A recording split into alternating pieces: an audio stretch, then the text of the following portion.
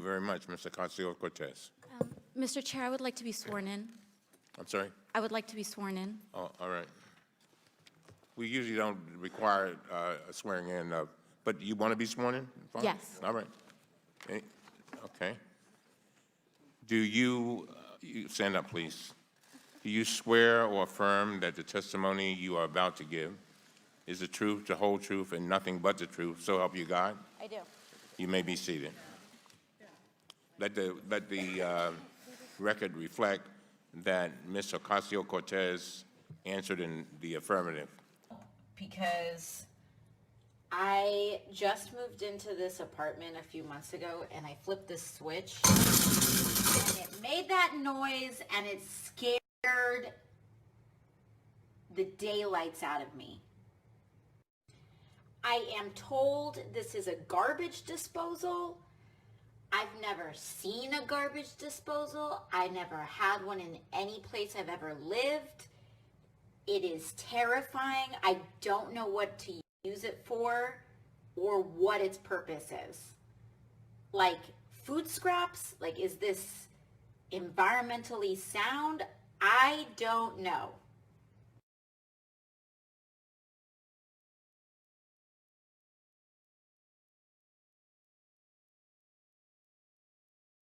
Different options presented. The third included the option for family separation.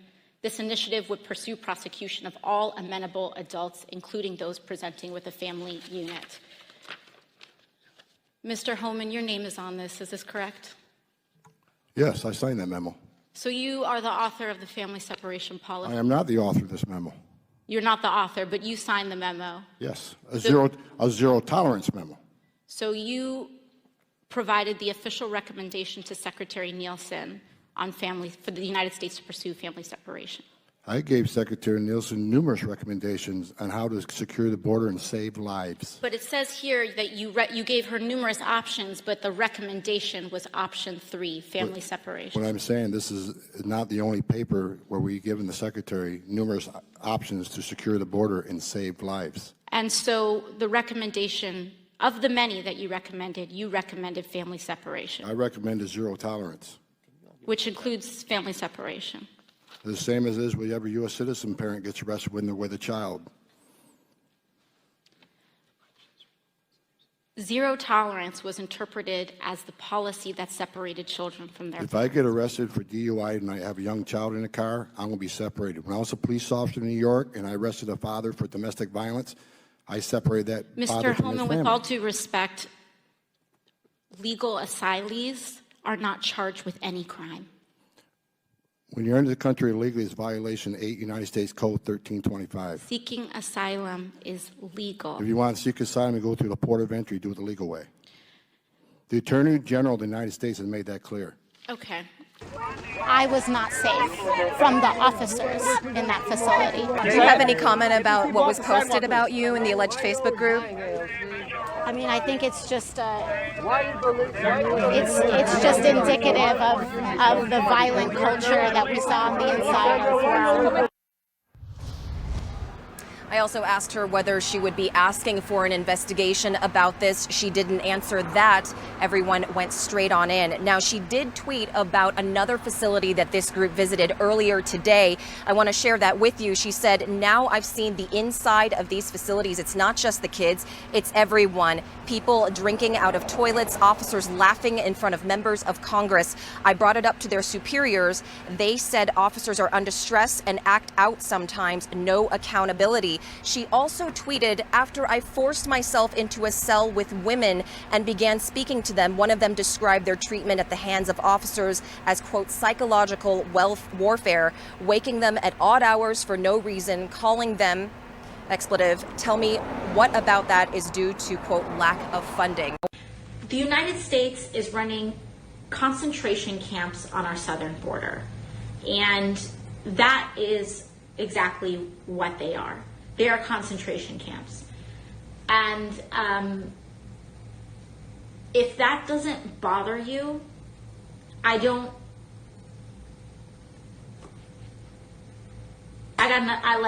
we can have, okay, whatever. I want to talk to the people that are concerned enough with humanity to say that we should not, that never again means something.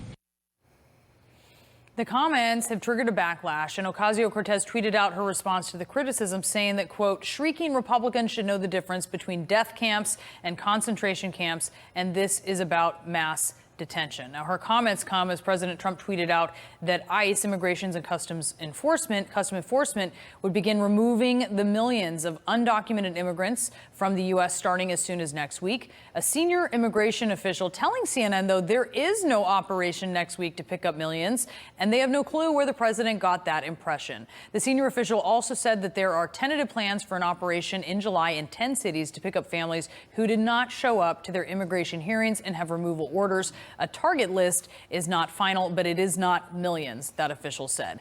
And Jim Acosta is here with us, our chief White House correspondent. So I wonder, when you're looking at Alexandria Ocasio-Cortez, she's trying now to make this distinction between, you know, she wasn't saying death camps, but she brought up never again. It seemed actually that she it seemed like she was trying to make a connection. What did you make of what she was saying? Well, I think what she was trying to say, and I'm not going to explain away what she had to say, but, you know, this is a real sticking point in the Democratic Party, and I think for a lot of Americans in terms of what's been going on down at the border, this family separation policy that went on for several months that resulted in the separation of children from their mothers, and some of those kids went into jail or cage like settings, and you know that has certainly unnerved a lot of people in the Latino community. Because it is rooted in academic definition.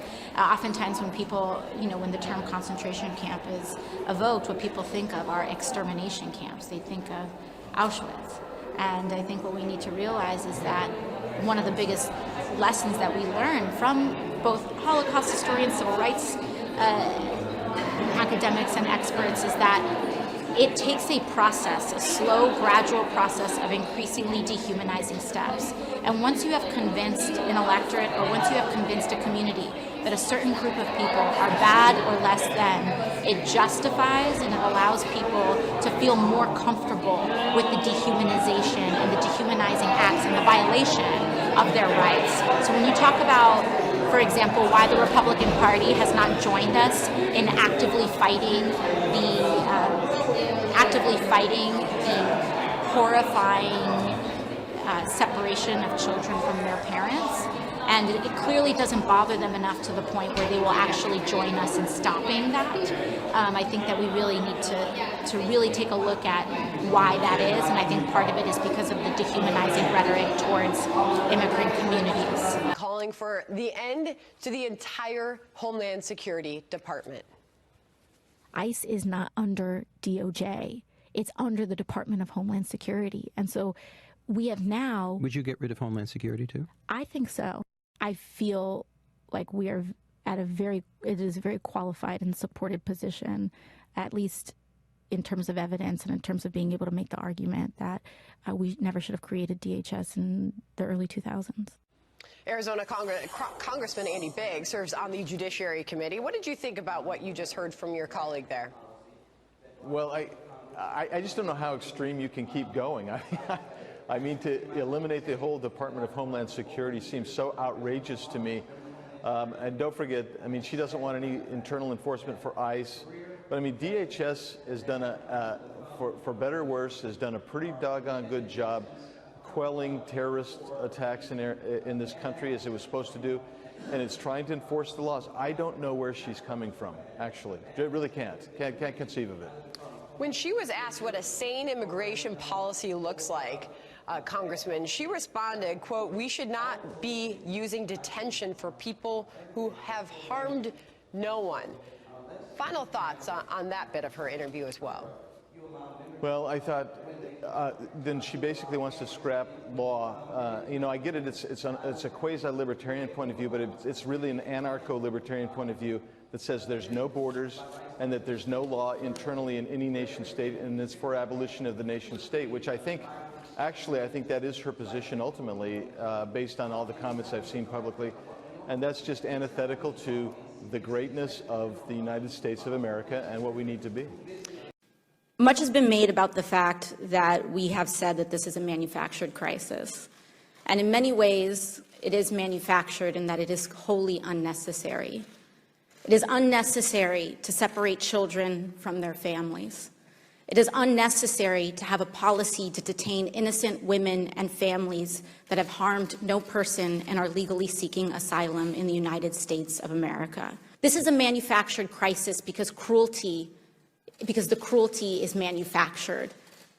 This is a manufactured crisis because there is no need for us to do this. There's no need for us to overcrowd and to detain and under-resource. There is no need for us to arrest innocent people and treat them no differently than criminals when they are pursuing their basic human rights. We are not getting the accounts of migrants, of their treatment, of what they are experiencing. And so when these women tell me that they were put into a cell and that their sink was not working, and we tested the sink ourselves and the sink was not working, and they were told to drink out of a toilet bowl, I believed them. I believed these women. I believed the canker sores that I saw in their mouths because they were only allowed to be fed unnutritious food. I believed them when they said they were sleeping on concrete floors for 2 months. I believed them. And what was worse about this, Mr. Chairman, was the fact that there were American flags hanging all over these facilities, that children were being separated from their parents in front of an American flag.